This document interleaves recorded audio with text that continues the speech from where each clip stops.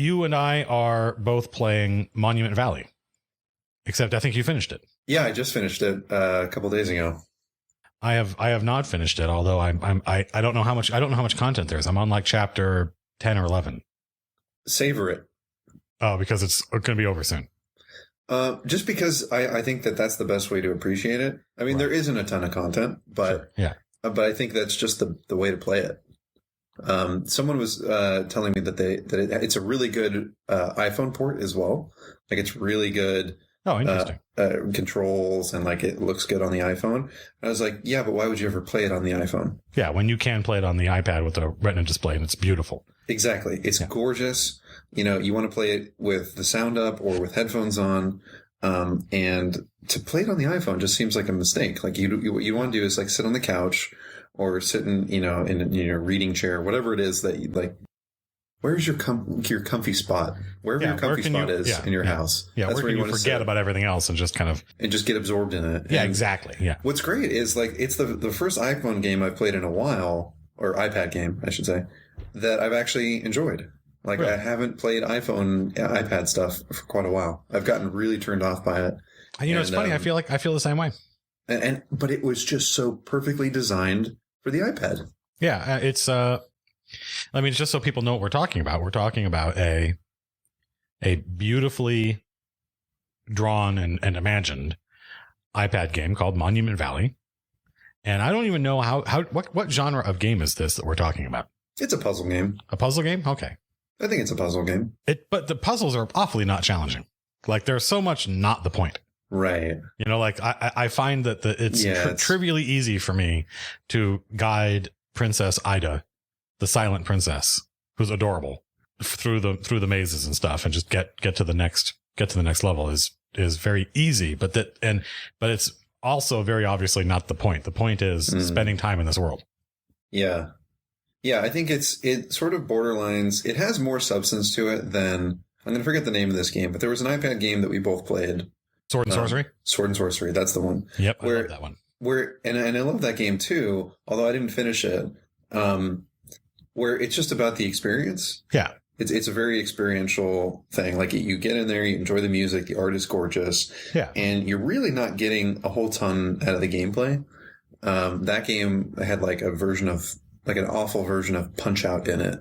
Yes. With sort of the gameplay in Sword and Sorcery. This actually has a little bit more depth to it, and I feel like a better balance of depth in terms of what it's asking from you, in terms of, if you want to call it puzzles or just gameplay or exploration, whatever that is, it has a better enough depth to it that in combination with the beautiful art and the music and the sound effects and all that, I don't know, it just feels more cohesive of a package than Sword and Sorcery did. I tend to agree. Yeah. I mean, I got frustrated sometimes with Sword and Sorcery because of that Punch Out thing you were talking about, and also about how much I felt like this was just a distraction. Why did they put this in here? Right. And it didn't need it or benefit from it. And Monument Valley is like, doesn't have that problem. Right. It knows that the point of playing the game is to spend time playing the game. So it's not like it's not substituting. It's not saying, hey, let's make it really hard so that you spend more time in it. It's like, no, let's just let you go. Yeah. It's not trying to artificially lengthen it. Correct. Yes. What did you think of don't tell me how it ends, but did you find it satisfying to complete, or were you sad that you ran out? Oh, I could definitely go for some more Monument Valley. Interesting. Okay. Yeah. I mean, the amount of story and depth in terms of the storytelling is really light. Yeah. So it wasn't like it had an epic conclusion. It continued being what you expect by the time you've played a couple of levels. Right. Cool, beautiful, interesting, mysterious, fun to mysterious, and then fun to play around with the world and like fun to sort of manipulate it. Yeah. But there was a pretty satisfying. I could use some more. Like when we say puzzle game, it's really an MC Escher-esque visual, like figure out how to twist and turn your environment to make paths to get your character where she needs to go. There's a game called Echochrome. Oh, okay. and it was on the PlayStation 3 and I think the PSP. And I think that was just sort of the purest version of the puzzle part of it, Right. which is like you're basically rotating in 3D space. You're rotating the world in order to get those interesting alignments so that you can walk across platforms and stuff. Right. Yeah. And it was just that. It didn't have the beautiful art and the mystery and the all that stuff. So it was like a poor packaging of that. And this game like kind of took that concept and like really made it into something complete, I think, with what they did. But it's not really challenging puzzles and stuff like you mentioned. No, it's not like Professor Layton or anything like that. No.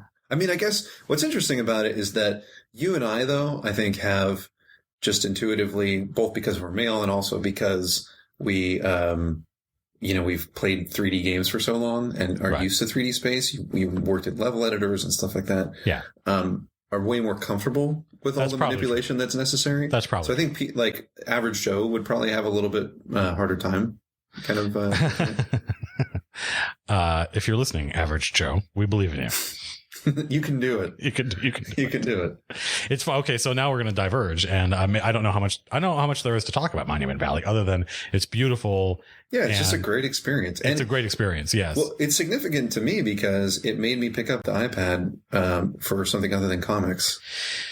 Yeah. Well, FTL now. I mean, I don't know about you, but holy crap, I love FTL on the iPad. It's great. Well, it's and great. Hearthstone's coming, and is also coming. Yeah, and I think that's going to be as much of a time waster as it was on the computer. I think it's going to be even crazier. Well, you mentioned, I don't know if you saw this article, but there was an article that I read, and the title of the article was "The Oculus Rift is Sexist."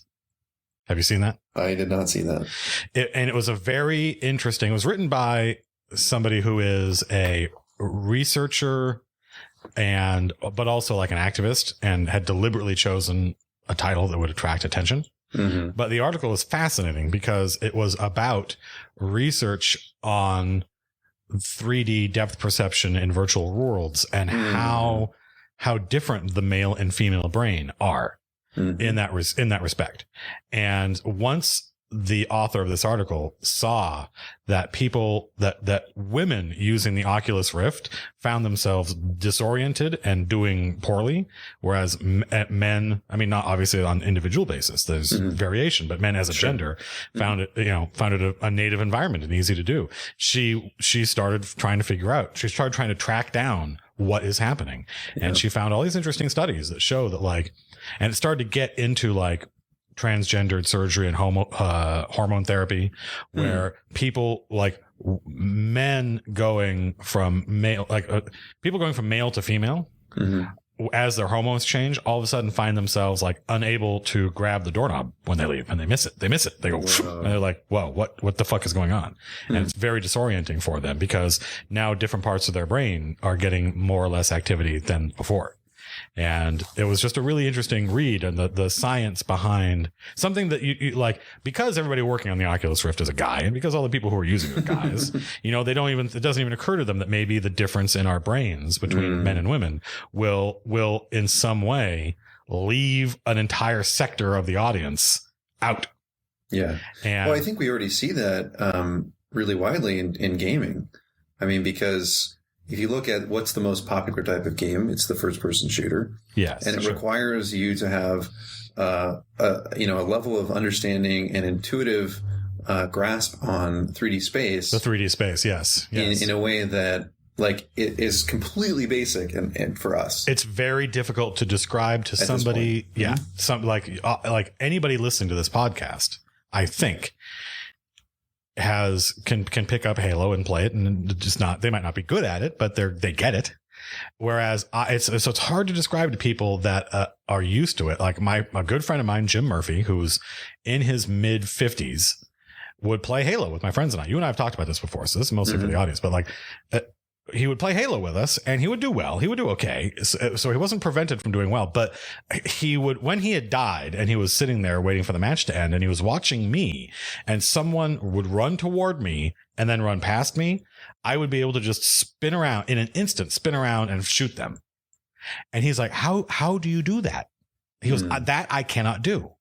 And I was like, Well, I couldn't even explain you can't even verbalize it. No, I could, exactly. I didn't even. You know what it is? It's a second skin that you have. Like that, since we've been playing 3D games, even but first person shooters in particular, for so long. Yes, it's really just a second skin now, and like when people like, it is really tough to describe. It is really like hard to figure out how you would go about explaining to someone who'd never played a first person shooter before. Yeah. How to actually even engage with that. And I think the problem was that he just didn't perceive the 3D world.